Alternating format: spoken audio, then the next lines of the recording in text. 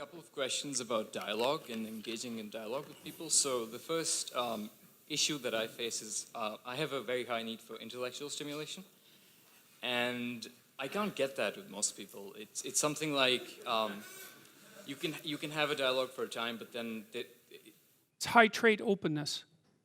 Yeah. But then they sort of run out of ideas, and they can't keep up, and it sort of falls apart. And I think this is a problem that intellectuals have quite frequently, is that they sort of, once they start reading difficult and rewarding stuff, they stop wanting to talk to regular people, and I think that contributes to the disconnect that you see between intellectuals and working class people and stuff like that. And the other question I had was about... Okay, wait, I don't know if that's a question. I mean, I believe there's a question in there, but The question is, how should we address that? How should I address it? And is that something that can be addressed? Well, part of the answer to that is that's what the universities were for.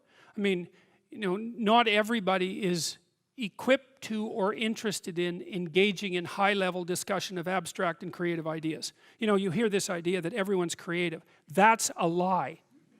It's as straightforward as that. True creativity is very, very rare. And so, and if you happen to be a creative person, or if you happen to be someone who's profoundly interested in ideas, you are in a pronounced minority. Just as you are if you happen to be extremely extroverted, or extremely agreeable, or extremely conscientious. These are minority issues. And what you do is you find like-minded people who are capable of engaging that. You know, heavyweight weightlifters compete with heavyweight weightlifters for a reason, and everyone thinks that's fine. And the same thing applies to intellectual and creative endeavors. So what you do is you try to find a community where that's the nature of the community, and you likely have to find a relationship like that as well. You know, so I don't think so. I think what contributes to the siloing is the arrogance that goes along with it. Because if you can be interested in ideas and you can be creative. Well, that's the arrogance of the intellect, right? That's the thing the Catholic Church had warned about for centuries, is the arrogance of the intellect. So, because if you're wise as well as smart, and there is no relationship between being smart and being wise, they are not the same thing. There's no quick pathway from smart to wise. And many of the people who I've known who were very wise well, some of them were intellectually impaired and were still wise, you know. So it's the arrogance that brings up the block. And I see this, for example, happening in the United States in particular, because the last time I went down there, for example, I had friends down there, and some of those friends are very, very smart people, and some of them were talking about the Trump voters, and they were talking about the Trump voters with contempt. And I thought, you better watch that, because that's 50% of the damn population. And it might be convenient to think that they're stupid and beneath you, but it's not conducive to a civil state, and there's no evidence that it's true, because there isn't a straight line between intelligent and wise. And so I think that if your character is developed and you're intelligent, you can have your siloed creative community, but you develop enough wisdom so that you can see all the things that people can do that are of high ethical utility that are outside the intellectual domain. You know, and I think that's why in the New Testament, I think that's why Christ is a carpenter. Right?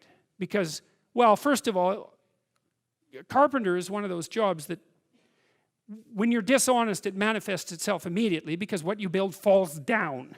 And so if you're an honest carpenter, you build a good house. So there's a nice metaphor there. But it's also a warning, in some sense, against the equation of intellectual brilliance with moral superiority.